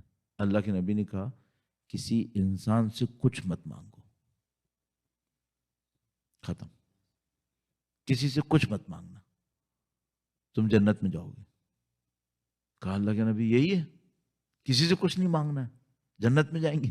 کہا انہوں نے کہا ٹھیک ہے ڈن، آج سے کسی انسان سے کچھ نہیں مانگیں گے۔ تو یہ گروپ اتنا شدید تھا، اس گروپ کے بارے میں مشہور تھا کہ لوگ سواری پہ چل رہے ہوتے تھے، گھوڑے پہ سوار، اگر کوڑا نیچے گر گیا جانور کو چلانے والا تو یہ اتر کے خود اترتا تھا گھوڑے سے اور دوبارہ چڑھنے کو کافی سخت کام ہوتا تھا، دوبارہ چڑھتا تھا، اس زمانے کی ڈریس وغیرہ کو سوچتے ہوئے دوبارہ چڑھتا تھا، لیکن کسی سے نہیں مانگتے تھے کہ مثلا ہمارا کوڑا اٹھا کے دے دو، یا مثلا کسی سے نہیں کہتے تھے یہ چیز اٹھا کے دے دو، کیوں؟ وہ کہتے تھے ہم نے نبی سے وعدہ کیا ہے کہ ہم کسی انسان سے کچھ نہیں مانگیں گے، یہ نہیں مانگتے تھے تو باقی کیا مانگیں گے آپ خود سمجھ لیں۔ تو اس طرح کی بہت ساری چیزیں ہوتی تھیں۔ اللہ کے نبی کے پاس وہ بندہ خدا آیا، اس نے کہا اللہ کے نبی مجھے کچھ کم کچھ چیزیں بتا دیں، میں جلدی جلدی عمل کروں اور میں الحمدللہ کامیاب ہو جاؤں۔ اللہ کے نبی نے ارشاد فرمایا کہ میں تمہیں 5 چیزوں کے متعلق وصیت کرتا ہوں، 5 چیزوں کے بارے میں۔ درود بھیجے گا محمد و آل محمد پر، صلی علی محمد محمد وعجل فرج۔ اور نبی خدا نے یہاں پر جو چیزیں بتائی ہیں اس کی تھوڑی لاجک بھی دی ہوئی ہے، اس کی ایک فلسفی بھی دی ہوئی ہے، تو یہ بہت نفیس، اس اعتبار سے کئی اعتبار سے انتہائی نفیس حدیث ہے یہ۔ فمیں اسی کا بخمس، میں تمہیں 5 چیزوں کی وصیت کرتا ہوں۔ بالیاس اما فی اید الناس فانہ الغنا، جو لوگوں کے پاس ہے اس سے نا امید ہو جاؤ، اور یہی بے نیازی ہے۔ فرمایا یہی بے نیازی ہے، فلسفی یہاں پر آ گئی۔ کہا یہ جو بے نیازی ہم کہتے ہیں نا، غنی وہ نہیں ہے جس کے ہاتھ میں چیزیں ہیں، ہم لوگ سمجھتے ہیں غنی وہ ہے جس کے ہاتھ میں چیزیں ہیں، بے نیاز وہ ہے جس کی نیاز پوری ہو گئی ہے، نہیں، انہوں نے فرمایا نیاز مندی ختم کر دو، یہ بے نیازی ہے، نہ کہ چیزیں ہاتھ میں ہوں، یہ بے نیازی ہے۔ فرق دیکھ رہے ہیں آپ؟ ایک دفعہ میں کہتا ہوں میرے پاس اتنا پیسہ ہے کہ مجھے کسی کی ضرورت نہیں ہے، یہ فقر ہے، لوگوں کا فقیر نہیں ہے، پیسے کا فقیر ہے۔ ایک دفعہ انسان کہتا ہے میرے پاس خدا ہے، مجھے کسی کی ضرورت نہیں ہے، یہ بے نیازی ہے۔ بے نیازی چیزوں کا ہونا نہیں ہے، بے نیازی خدا پہ اعتماد کرنا ہے۔ تو اللہ کے نبی نے فرمایا جو لوگوں کے ہاتھ میں ہے نا، اس سے نا امید ہو جاؤ، اس پہ اپنے امید ہی نہ لگاؤ۔ اگر تم اس پہ امید نہیں لگاؤ گے اور یہی غنا ہے، فرمایا یہی بے نیازی ہے۔ بے نیازی پیسے کا ہونا نہیں ہے، بے نیازی، اب میں ایک جملے میں اگر اس کو اس طرح سوچتا ہوں تو بے نیازی چیزوں سے نہیں آتی، بے نیازی طبیعت میں ہوتی ہے، طبیعت میں بے نیازی۔ آپ نے دیکھا ہے بعض لوگوں کے پاس دنیا کی ہر چیز ہوتی ہے، انتہائی کنجوس ہوتے ہیں، کیوں؟ طبیعت میں کنجوس ہیں۔ کنجوسی اور سخاوت چیزوں سے نہیں ہوتی، کنجوسی اور سخاوت طبیعت سے ہوتی ہے۔ تو فرمایا تم لوگوں کے ہاتھ میں جو کچھ ہے اس سے نا امید ہو جاؤ، اس سے نا امید، فَإِنَّهُ الْغِنَى، یہی بے نیازی ہے۔ اس کے بعد کیا فرمایا؟ دوسرا فرمایا وَإِيَّاكَ وَالطَّمَعَ، اور طمع کرنے سے، لالچ سے، اس سے اپنے آپ کو دور رکھو۔ فَإِنَّهُ الْفَقْرُ الْحَاضِرُ، یہی در حقیقت فقیری ہے۔ جو جس انسان کے اندر لالچ ہوتی ہے نا، اس کے پاس قارون کی دولت بھی ہونا تب بھی یہ فقیر ہے۔ اللہ کے نبی فرمانے تما مت کرو، لالچ مت کرو، ہرس مت کرو، جو لوگوں کے ہاتھ میں ہے اس سے تم اپنی امیدیں توڑ دو، اور تما اور لالچ کو اپنے دل سے نکال دو۔ دونوں میں پہلے اور دوسرے میں فرق کیا ہو رہا ہے؟ پہلے میں فرق یہ ہے کہ میں لوگوں کے ہاتھ میں ہے اس سے تو اپنی نظر ہٹا لیتا ہوں، لیکن لالچ میری ختم نہیں ہو رہی۔ اللہ کے نبی فرمایا نہیں، لالچ مت کرو، لالچ میں تم فقیر رہو گے، لالچ نہیں کرو۔ اچھا، اس لالچ کے مقابلے میں کیا چیز آئے گی؟ اس کے مقابلے میں آئے گی قناعت۔ قناعت، قناعت کرو۔ قناعت میں بے نیازی ہے، دولت مندی ہے۔ بس اگر ہم فقر اور دولت مندی کو رکھیں تو جو لالچی انسان ہے وہ فقیر ہے، اور جو قانع انسان ہے وہ امیر ہے، وہ امیر ہے۔ اور جو لوگوں کے ہاتھ پہ نظر رکھے یہ ہمیشہ محتاج ہے، اور جو لوگوں کے ہاتھ پر نظر نہ رکھے وہ ہمیشہ بے نیاز ہے۔ درود بھیجے گا محمد و آل محمد پر، صلی علی محمد و آل محمد وعجل فرجہم۔ اب آپ کو اور مجھے اگر ہم ان پہ عمل کرنا چاہتے ہیں نا، پلان بنانا پڑے گا، پلاننگ کرنی پڑے گی کہ میرے دل میں لالچیں کتنی قسم کی ہیں، ان لالچوں کو ہٹانے کے لیے مجھے کیا کرنا ہے، اور میں کس جگہ پر لوگوں کے پاس جو کچھ ہے اس کو دیکھ رہا ہوتا ہوں، اس سے میں کیسے بچوں گا۔ تو مثال کے طور پر ایسی میں کہہ رہا ہوں، مثلا میں کسی دولت مند سے ملوں اور یہ سوچوں یہ مجھے کچھ پیسہ دے دینا جو اس کا ایکسٹرا ہے، بس یہ سمجھ لو کہ میرے اندر اس کا مطلب یہ کہ ابھی لوگوں کی توقع باقی ہے، یہ بھول جاؤ۔ اور میں نے اپنی جتنا بھی وقت گزارا ہے، اور آپ کو پتہ ہے ٹریولنگ بھی انتہا کرنی پڑتی ہے مجھے، جو کچھ بھی کر رہا ہوں اس میں نے دیکھا ہے آپ کی زندگی میں سکون اس وقت آتا ہے جب آپ لوگوں سے امیدیں توڑتے ہیں، ورنہ سکون نہیں ہے، بے سکون زندگی ہے۔ آپ کو زندگی پرسکون چاہیے نا، لوگوں سے امید توڑ دیں، ختم کر دیں، کوئی امید نہ رکھیں۔ البتہ کوئی امید رکھنے کا مطلب یہ نہیں کہ محبت کے جذبے ختم کر دیں، نہیں، آپ دینے والا انسان بنیں، محبت دیں، احسان کریں، نیکی کریں، لیکن یہ کہ اب یہ میرے ساتھ یہ کرے گا، ہاں یہ چھوڑ دو، یہ امید منقطع کر دو۔ یہ امید جب تک رہے گی نا، لوگ میرے ساتھ کیا کریں گے، اور یہ سب انسان کی زندگی میں بے سکونی ہے۔ کیوں؟ کیونکہ دیکھو کبھی بھی ہماری خواہشات اور امیدیں پوری نہیں ہوں گی، کبھی بھی پوری نہیں ہوں گی۔ ایک آدمی سے میں توقع رکھوں گا یہ میرے لیے اچھائی کرے، وہ بیچارہ اچھائی کر کر کے بھی مر جائے گا نا، تب بھی میری توقع پوری نہیں ہوگی۔ میں ہمیشہ ہی سوچوں گا اس سے بڑھ کے کر دیتا۔ بہترین راستہ کیا ہے بھائی؟ لوگوں سے مت دیکھو۔ وہ ایک واقعہ مشہور ہے، بیان کرتے ہیں حکایت میں، درود بھیجے گا محمد و آل محمد پر، صلی علی محمد و آل محمد وعجل۔ ایک جیسے وہ پرانے زمانے کے واقعات میں سناتے ہیں نا، بادشاہ تھا، وزیر تھا، تو وہ اس ٹائپ کا ایک کہانی سناتے ہیں، کہتے ہیں وہ کوئی ایک بادشاہ تھا، کوئی وزیر تھا۔ وہ بادشاہ جو تھا وہ حسب روایت، حسب عادت ایروگنٹ تھا۔ بادشاہ ہوتے ہی ایسے ہی، کوئی بادشاہ دیکھا ہے کوئی متواضع انسان بادشاہ بنا، تو وہ ایروگنٹ آدمی تھا۔ اس کا ایک وزیر تھا، ایک دن بادشاہ نے کوئی چیز محل کے اندر رکھوائی کہ اس کو یہاں رکھ دو۔ وہ بیچارہ آیا وہ محل کے اندر، اسے پتہ نہیں تھا، اس نے یہ کہہ دیا کس بیوقوف نے یہاں رکھوایا۔ بادشاہ نے پکڑ لیا، کہا اس کو ڈالو جیل کے اندر، اس نے مجھے بیوقوف کہا۔ وہ اس کو جناب جیل میں ڈال دیا۔ اچھا، یہ وزیر صاحب کون تھے؟ یہ وزیر صاحب تھے جو مثلا کہانی کے مطابق 30-35 سال بادشاہ کی خدمت کر چکے تھے۔ صاحب وہ جیل میں پڑ گئے۔ جب وہ جیل میں پڑے سڑ رہے وہاں پر ایک دن اس نے داروغہ سے کہا کہ بھائی میرا ایک دفعہ بادشاہ سے سامنا کرا دو۔ کہنے لگا تم سامنا کرا کے معافی مانگو گے نا، اور بادشاہ نے مجھے پہلے ہی کئی دفعہ کہہ دیا کہ میں اس بدبخت کو معاف نہیں کروں گا، لہذا تمہارا ملنے ملانے کا کوئی فائدہ نہیں ہے۔ اس نے کہا نہیں، مجھے کوئی معافی نہیں مانگنی، نہ میں اس سے معافی کی توقع کر رہا ہوں، مجھے صرف ایک بات کہنی ہے، میں نے 30-35 سال اس کو سرو کیا ہے، اس کو کہو بادشاہ کو کہ اس 30-35 سال خدمت کے صلے میں مجھے ایک بات کہنے کی اجازت دے دے۔ اس نے کہا ٹھیک ہے۔ وہ بادشاہ کے پاس گیا، داروغہ نے کہا اس کو بادشاہ نے کہا اس کو بلاؤ اور اس کو بتانا کہ اگر اس نے مجھ سے یہ کہا کہ میں اس کو چھوڑ دوں تو میں اس کو یہیں ختم کروا دوں گا۔ اس نے کہا ٹھیک ہے، بتا دیا اس کو وزیر صاحب کو۔ اس نے کہا میں نے کہنا ہی نہیں ہے۔ وہ گیا بادشاہ کے سامنے، بادشاہ نے کہا کیا کہنے آیا؟ کہنے لگا میں صرف ایک جملہ کہنے آیا ہوں، جتنی میں نے 35 سال آپ کی خدمت کی نا، اگر میں خدا کی کرتا تو مجھے خدا آپ سے بڑا بادشاہ بنا دیتا، میں احمق تھا۔ یہ مجھے جیل میں جا کے سمجھ میں آیا کہ جتنی میں نے آپ کی خدمت کی، اگر میں اتنی خدا کی کرتا تو وہ مجھے آپ سے زیادہ بڑا بادشاہ بنا دیتا. صحیح.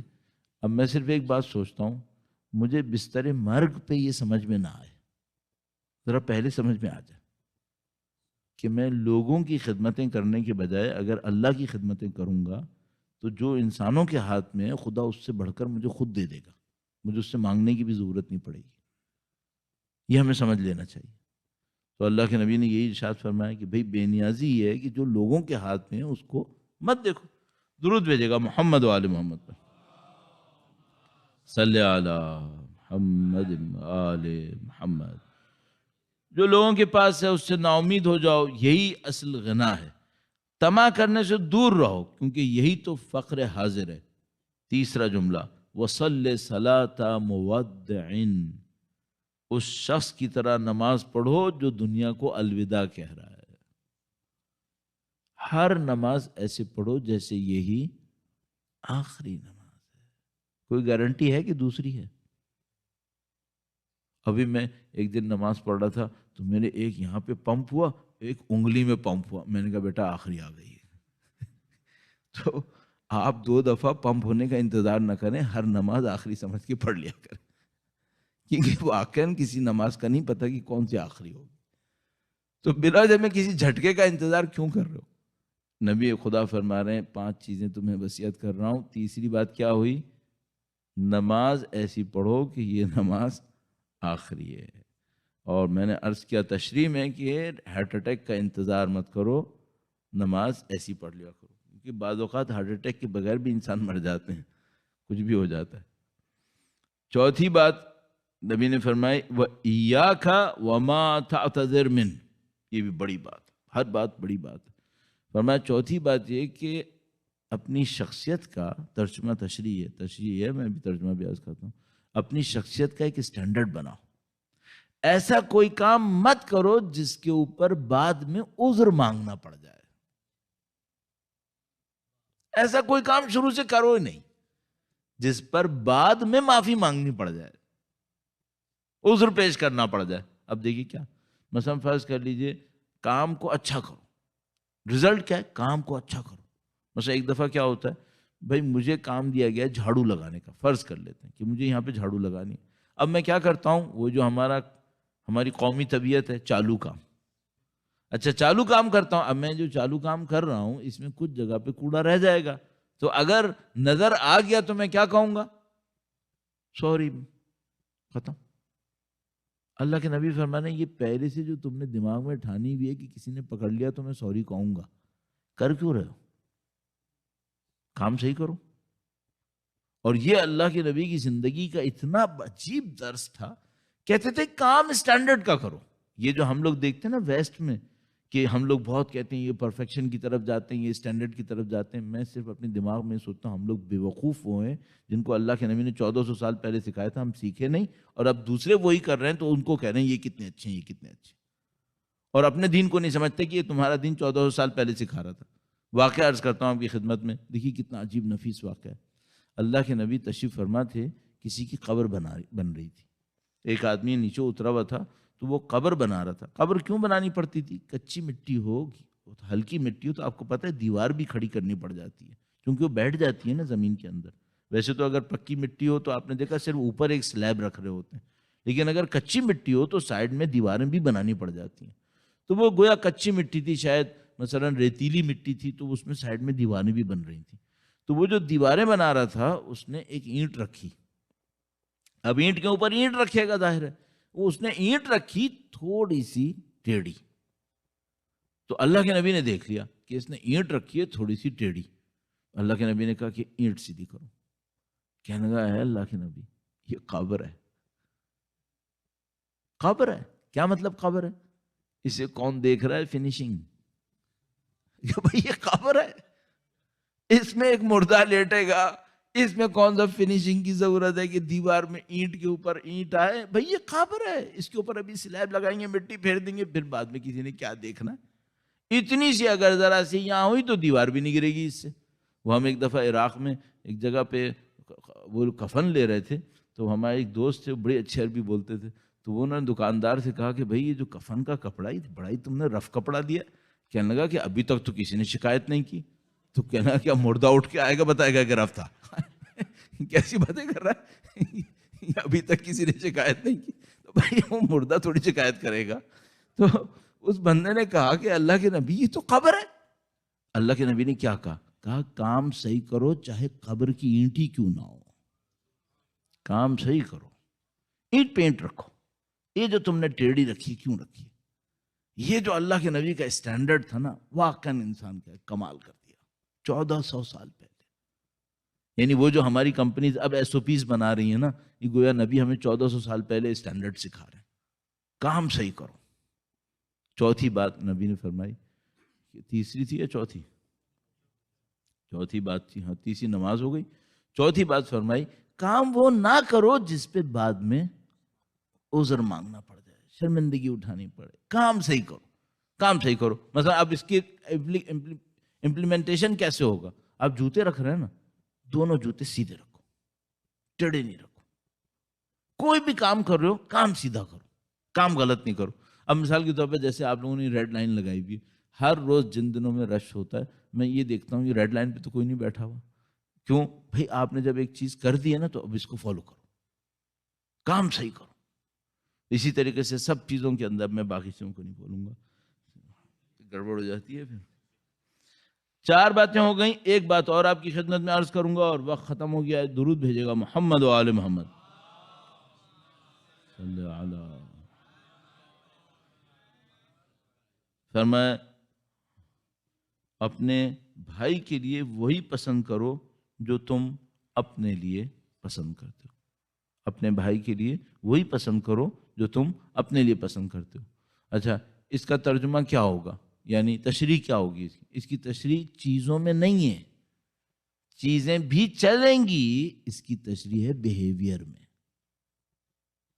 اپنے بھائی کے ساتھ وہ مت کرو جو تمہارے ساتھ کوئی کرے تو تمہیں اچھا نہیں لگے گا. بیہیویئر امپورٹنٹ ہے. ہم سمجھ رہے ہیں کیا اپنے بھائی کے لیے وہی پسند کرو، میں نے ایک سوٹ پسند کیا وہی سوٹ اپنے بھائی کو دوں، اور بھائی ممکن ہے اس کا ٹیسٹ کچھ اور ہو. یہ کیا بات ہوئی کہ بھائی مجھے یہ ساکس پسند آ رہے ہیں، بھائی کو بھی وہی ساکس دوں گا. اس سے پوچھو اس کو کیا پسند ہے وہ دے دینا. لیکن یہ جو بات نبی نے فرمائی یہ چیزوں میں نہیں ہے، یہ بات ہے بیہیویئر کے اندر. کیا میں پسند کروں گا کہ کوئی مجھے اگنور کرے؟ کیا میں پسند کروں گا کہ کوئی مجھے مثال کے طور پر نیگلیکٹ کرے؟ نہیں. کیا میں پسند کروں گا کہ مثال کے طور پر کوئی میری عزت میں کمی کرے؟ نہیں. بیہیویئرز کی بات ہے یہ. تو آپ اپنے دوسروں کے ساتھ اگر کوئی بیہیویئر دکھا رہے ہیں تو وہی بیہیویئر دکھائیں جو آپ یہ چاہیں گے کہ آپ کے ساتھ کوئی دکھائے. بیہیویئر کو کنٹرول کرنا چاہیے. اور مجھے ایک بات پتا ہے، سادہ سی بات پتا ہے، وہی کہ اگر ہم لوگ اس ایک قول پر عمل کرنے پر آ گئے، یہ سمجھ لیجیے کہ اسکیل تو نہیں بنا پاؤں گا لیکن 70-80% خاندانی جھگڑے تو ویسے ہی ختم ہو جائیں گے. کیونکہ خاندانی جھگڑوں کی جو زیادہ تر بنیاد ہوتی ہے وہ بیہیویئر میں کمی ہے، بیہیویئر کی کمی ہے. تو اس بیہیویئر کو اگر ہم صحیح کر لیتے ہیں اور اللہ کے نبی نے ہمیں اسٹینڈرڈ دے دیا کہ بھائی تم یہ کام کر لو تو زندگی آسان ہو جاتی ہے. الحمدللہ. درود بھیجے گا محمد و آل محمد صلی علی محمد. آج 3-4 احادیث آپ کی خدمت میں عرض کر دیں، اور یہ جو احادیث میں آپ کی خدمت میں عرض کر رہا ہوں ظاہر ہے کہ ہمارا ہدف اور ہمارا مقصد کیا ہے، وہ یہ کہ ہم لوگ ان کے اوپر عمل کریں گے. اور یہ ہم سکون سے کہہ سکتے ہیں کہ اگر کوئی عمل کرے گا زندگی کچھ اور ہے، یہ ہمیں اندازہ ہے. کیونکہ میں نے اپنی زندگی میں کئی سال سے اس بات کو اپنے لیے سوچا ہوا ہے کہ کچھ نہ کچھ احادیث کے اوپر عمل کرتا رہوں. اور ہر گزرتے ہوئے وقت سے مجھے ایک بات سمجھ میں آ رہی ہے، وہ یہ کہ اگر کوئی انسان اپنی زندگی کو ان احادیث کے اوپر، مستند احادیث کے اوپر، اسی لیے میں نے آپ کی خدمت میں مستند احادیث عرض کی، اگر کوئی انسان اپنی زندگی کو مستند احادیث کے اوپر ڈھال لے، یہ سمجھ لیجیے اس سے زیادہ خوش قسمت کوئی نہیں ہے پھر. اور آگے اتفاقاً اگر پروردگار نے توفیق دی تو میں اسی خوش قسمتی کے لفظ پر حدیث عرض کروں گا کل انشاءاللہ. فرمایا توبہ لمن، کتنا خوش قسمت ہے وہ شخص. یہ روایت کل میں آپ کی خدمت میں عرض کروں. خوش قسمتی یہاں سے آتی. اور ایک روایت اور عرض کر دوں، وہ حافظے سے عرض کر رہا ہوں تاکہ مختصر ایک جملے کی ہے. بڑی روایت ہوتی ہے تو میں ویسے ہی حفظ نہیں کر پاتا ہوں، تو میں موبائل کا سہارا لے لیتا ہوں. جو مجھے یاد رہ جاتی ہے میں حافظ سے عرض کر دیتا ہوں. ایک دفعہ اس میں چھوٹا سا ایک واقعہ بھی عرض کر دوں، ٹائم تو ختم ہو ہی گیا ہے، 2 منٹ اور لگا لوں اس کے اوپر. تکلفاً 2 منٹ کہہ رہا ہوں، ممکن ہے 2.5 لگ جائے، پھر کوئی پکڑ لے گی 2 سے زیادہ لگ گئے تھے. درود بھیجے گا محمد و آل محمد صلی علی.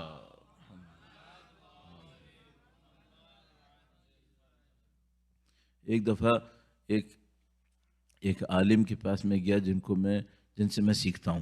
اب میں ان کو میں نہیں کہنا چاہ رہا ہوں میرے ٹیچر ہیں، چونکہ شاید میں نے اتنا ریگولر ان سے کلاس نہیں لی ہے، لیکن باہر میں ان سے سیکھتا تھا. تو اس معنی میں آپ ان کو استاد کہہ سکتے ہیں، لیکن وہ آدمی بڑے ہیں تو میں ان کو استاد کہہ کر وہ اپنی شان کو نہیں بڑھانا چاہوں گا. میں ان سے سیکھتا تھا باہر. تو ایک دفعہ میں گیا تو مجھ سے کہنے کہ میں دیکھ رہا ہوں کہ تمہاری جو ہے وہ کچھ لوگوں کے ساتھ کھٹ پٹ زیادہ رہتی ہے. میں نے کہا ہاں سرکار ایسا ہے، میری کھٹ پٹ تھوڑی زیادہ رہتی ہے. تو کہنے کہ میں تمہیں ایک حدیث سناتا ہوں، تم اس پہ عمل کرو. میں نے کہا جی اللہ آپ کو خیر نصیب فرمائے، کچھ بتائیں تاکہ میں عمل کروں. تو پھر میرے ہاتھ میں تھا کاپی پینسل، میں پین لے کے بیٹھ گیا. میں نے کہا آپ فرمائیں میں ایک ایک لفظ لکھوں گا تاکہ مس نہ کروں. تو میں نے کہا ہاں لکھو. اللہ کے رسول سے روایت ہے، فرمائے کہ العیش کل العیش، زندگی بہترین زندگی. وہی ہو گیا نا طوبی لمن، خوش قسمتی کس کے لیے. فرمایا العیش کل العیش، زندگی بہترین زندگی. ثلثہ التدبیر، 1/3 کیا ہے؟ پلاننگ کرو. پلاننگ کرو، جو تمہیں چاہیے اس کے لیے پلاننگ کرو. اب مثال کے طور پر اب آپ کہیں گے ہم تو بھائی پلاننگ کے ماسٹرز ہیں، ہم تو یہاں بیٹھے ہیں. نہیں، تمہیں اچھی نماز پڑھنی ہے نا، اس کی بھی پلاننگ کرو. اچھی نماز کیسے ہوتی ہے؟ خوشیاں چاہیے یا دولت چاہیے؟ پلاننگ کرو کیا چاہیے. جو تمہیں چاہیے وہ کہاں سے ملے گا؟ پلاننگ کرو. ثلثہ 1/3 العیش کل العیش، زندگی بہترین زندگی. ثلثہ التدبیر، 1/3 کیا ہے؟ پلاننگ کرو. اور 2/3 کیا ہے؟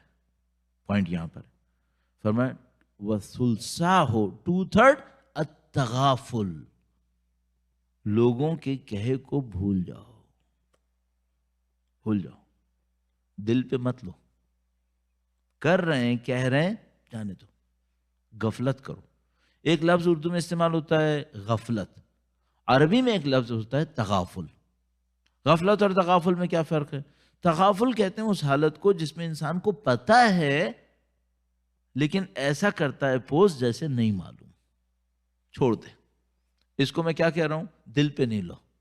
کانوں میں تو سن لیا ہے، دل تک مت لے کے جاؤ. ایک آدمی نے کوئی بات کہہ دی، ایک آدمی نے کوئی بات کر دی، اس نے یوں کیوں کیا، اس نے یہ کیوں کیا. اب وہ ایک آدمی کسی کو یاد دلاتا کہتا تم نے 25 سال پہلے میرے ساتھ یہ کیا تھا. صحیح. کیا رسول کرام فرمایا نہیں، تغافل کرو، بھول جاؤ. اس کے بعد ایک زمانے میں کچھ لیکچرز وغیرہ دے رہا تھا ان بچیوں کے لیے جو نئے شادی کر کے زندگی گزارنا شروع کرتے ہیں. تو ان کو میں یہ روایت ضرور سناتا تھا. میں ان سے کہتا تھا کہ دیکھو تم نے اگر یہ نہیں کیا نا تو تمہارے میاں بیوی کا جھگڑا اس بات پہ ہوگا کہ کس نے چپل کہاں اتارے تھے، اس پہ بھی لڑو گے. پھر کس نے چائے پی کے کب کہاں رکھا تھا، اس پہ بھی لڑو گے. پھر لیکن تمہارے پاس راستہ کیا ہے؟ تغافل. تھوڑا سا نظر انداز کرو. اور جب تم نظر انداز کرو گے تمہاری زندگی العیش کل العیش، بہترین زندگی ہو جائے گی. اچھا وہ کہتے تھے اگر ہم تغافل کریں اور پھر بھی چیزیں بار بار ہوتی رہیں تو میں کیا کروں؟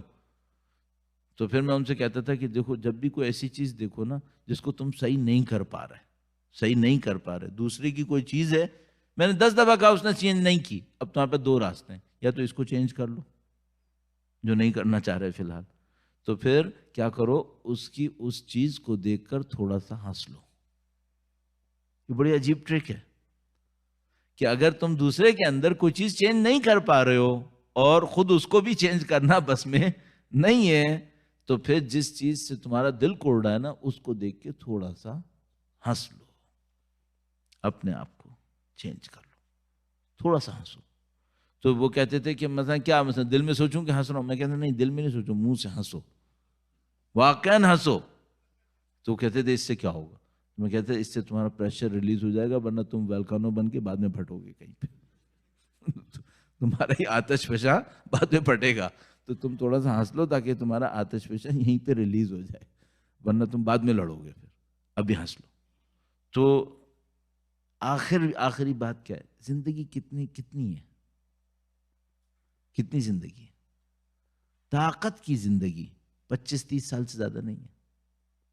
شروع میں کیا ہے؟ بچپنا ہے، کسی کے اوپر ڈیپینڈنٹ ہے۔ آخر میں کیا ہے؟ ایک اور بچپنا۔ وَمَن نُعَمِّرْهُ نُنَكِّسْهُ فِي الْخَلْقِ، جس کو ہم عمر دیتے ہیں، جس کو ہمارے عمر کہتے ہیں، جس کو ہم عمر دیتے ہیں، اس کو خلقت میں پلٹا دیتے ہیں، بچپنا دوبارہ آ جاتا ہے۔ صحیح؟ ان بٹوین طاقت کا زمانہ ہے کتنا؟ 30-35 سال۔ اس کو لڑکے گزارنا ہے یا ہنسی خوشی گزارنا ہے، یہ طے کر لو۔ پروڈکٹیو گزارنا ہے یا سوتے ہوئے گزارنا ہے، یہ طے کر لو۔ اور پروڈکٹیو گزارنا ہے، اصول یہ ہے، ان اصولوں پہ عمل کر لو، زندگی پروڈکٹیو ہو۔ درود بھیجیں محمد و آل محمد، صلی علی محمد و آل محمد وعجل فرج۔ زندگی میں اہل بیت اطہار نے ہر وہ چیز سکھا دی ہے جو زندگی میں ضرورت تھی۔ ہم نے ان خزانوں کو حاصل نہیں کیا، خزانے ہیں ہمارے پاس، حاصل نہیں کیا۔ لہذا مثلا تشیع کی آبادی میں لوگوں سے پوچھے گا انہوں نے نہج البلاغہ کتنی دفعہ پڑھی ہے؟ کتنوں نے پڑھی ہے؟ سب کتنوں نے اہل بیت کی روایات دیکھی؟ خال کوئی چند لوگ، شاذ و نادر۔ تو یہ جو الحمدللہ یہ جو بصیرت وہ ہمیں دینا چاہتے ہیں، ہم اس سے استفادہ کیوں نہ کریں؟ اس بصیرت کو حاصل کریں۔ یہ قربانیاں اس ہدایت کے لیے دی گئی تھیں، یہ ساری قربانیاں جو دی گئی ہیں ان ہدایتوں کے لیے دی گئی ہیں۔ تو ابھی الحمدللہ کتنا آسان ہے، آج میں بیٹھا میں نے تھوڑا سا سرچ کیا، چند حدیثیں مجھے مل گئیں۔ ان حدیثوں کے پیچھے ذرا سوچیں، انسان کی لوگوں نے خون دیے، جانیں دی ہیں۔ یہ الحمدللہ صحیفہ کی روایات ہمارے پاس جو موجود ہیں، 50 سے اوپر دعائیں ہمارے پاس موجود ہیں۔ مفتی جعفر حسین صاحب علی اللہ مقامہ نے اس کا جو ترجمہ لکھا ہے، اس میں ایک مقدمہ تحریر کیا ہے، ذرا وہ مقدمے کو پڑھیے گا۔ امام کی ان دعاؤں کو بچانے کے لیے کتنے لوگوں نے جانے دی ہیں کہ یہ ٹیکسٹ، یہ امام کی دعاؤں کے نسخے محفوظ رہیں، جانے دیتے تھے روایتوں کو محفوظ کرنے کے لیے۔ پتہ نہیں کتنے واقعات ہیں، وقت بہت زیادہ ہو چکا ورنہ میں بھی آپ کی خدمت میں عرض کرتا۔ کتنے واقعات موجود ہیں، لوگوں نے پوری زندگیاں اپنی لگا دیں، کس کام کے لیے؟ انہوں نے امام سے چند روایتیں سنی ہیں، وہ چند روایتیں اگلی نسل کو پہنچانے کے لیے۔ ابن ابی عمیر کا واقعہ بہت مشہور ہے، چند روایتیں انہوں نے اہل بیت سے سیکھی تھیں، اور دشمن کتنا جتن کرتا رہا کہ کسی طریقے سے یہ روایتیں ہاتھ لگ جائیں، نہیں دی انہوں نے۔ اتنا ٹارچر ہوئے، دولت مند آدمی تھے، سارا پیسہ چھین لیا، جیل میں ڈال دیا، اتنا ٹارچر کیا، نابینا ہو گئے بیچارے، روایتیں نہیں دی۔ میں حفاظت کروں گا۔ یہ لوگ اس طرح مخلص ہو کر اہل بیت کی کلام کی حفاظت کرتے تھے، علم کی حفاظت کرتے تھے، تاکہ یہ آگے پہنچ جائے کسی طریقے سے۔ اس کے نتیجے میں ہم لوگوں کو یہ روایات ملی، اور ہم وہ جسے کہتے ہیں کہ وہ امانت دار ہیں جس کو اس امانت کی قیمت نہیں پتا کہ بھئی اس کی قیمت کیا ہے۔ تو بڑی قیمت ادا ہوئی ہے، اور سب سے بڑی قیمت تو ظاہر خود کربلا، اس سے بڑھ کے کیا ہوگا کہ وہی امانت الہیہ جو اللہ نے ان مقدس ہستیوں کے سپرد کی تھی، اس امانت الہیہ کی دفاع کے لیے یہ ساری قربانیاں دی گئی تھیں۔ اور سید الشہداء نے کربلا میں جو قربانیاں دی، تو ہم اور آپ بار بار اس جملے کو کہتے ہیں کہ بھئی کربلا میں سید الشہداء نے جسم قربان نہیں کیے، سید الشہداء نے محبتیں قربان کی، جسم قربان نہیں کرتے تھے، محبتیں قربان کی، نسبتوں کو قربان نہیں کیا، عقیدتوں کو قربان کیا، محبتوں کو قربان کیا۔ ہم اگر قربانی بھی دیں گے نا تو مثلا اپنے بیٹے کی قربانی دے دیں گے، ہم نے ایک نسبت کی قربانی دی۔ سید الشہداء نے نسبت کی قربانی نہیں دی ہے، شبیہ رسول قربان کیا، شبیہ رسول قربان۔ ان کی قربانیوں کا معیار بہت اونچا تھا ظاہر ہے۔ اور کربلا کے واقعے کے اندر جو بات سمجھ میں آتی ہے وہ یہ کہ یہ قربانیاں جو سید الشہداء نے دیں، ان قربانیوں کے ساتھ ساتھ جو قربانیاں بی بی زینب سلام اللہ علیہ دے رہی تھی. یا اللہ. یعنی اگر انسان اس بات کے اوپر غور کرنا شروع کر دے کہ بی بی زینب سلام اللہ علیہ کن مراحل سے گزر رہی تھی اور کن مراحل سے کس اعلیٰ پائے کے ساتھ گزری ہیں، کمال ہی کمال. بی بی نے ایک ایک مرحلے کے اوپر وہ کمال دکھا دیا جو کسی بھی انسان کے لیے ممکن نہیں تھا. اور وہ کمالات کہاں سے شروع ہوئے؟ کم سے کم اگر کوئی کہے تو پھر طلع زینبیہ کو دیکھنا پڑے گا.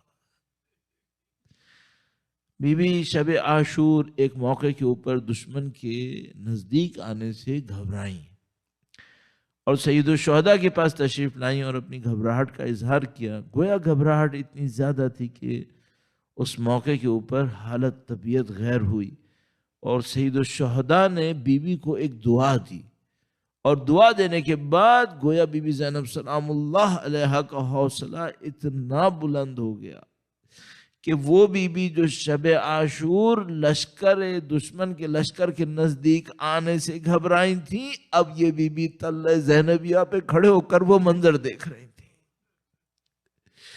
اور یہ منظر کتنا سخت منظر تھا عزیز، ہم تو اس کی منظر کشی بھی نہیں کر پائیں گے جس منظر کو بی بی زینب سلام اللہ علیہ نے مشاہدہ فرمایا.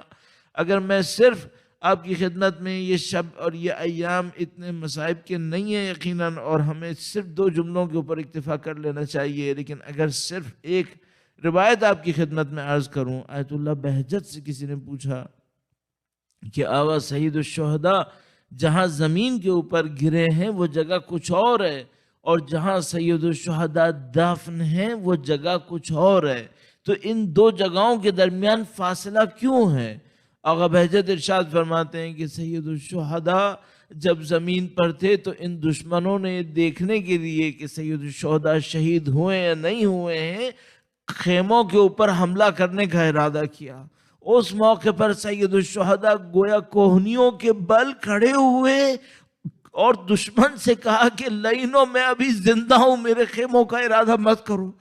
اور سید الشہداء اس موقع پر اپنے آپ کو گھسیٹتے ہوئے خیمے کے دفاع کے لیے آگے بڑھے. عزیزو یہ منظر بی بی زینب سلام اللہ علیہ مشاہدہ فرما رہی تھی. ایک یہ منظر بی بی زینب سلام اللہ علیہ مشاہدہ فرما رہی تھی اور دوسرا وہ منظر تھا کہ جب تمام لاشیں زمین پہ سے اٹھا لیے گئے اور صرف ایک امام حسین کا لاشا زمین کے اوپر باقی رہ گیا. الا لعنت اللہ علی القوم الظالمین وسیعلم الذین ظلموا ای منقلب ینقلبون. ماتم حسین.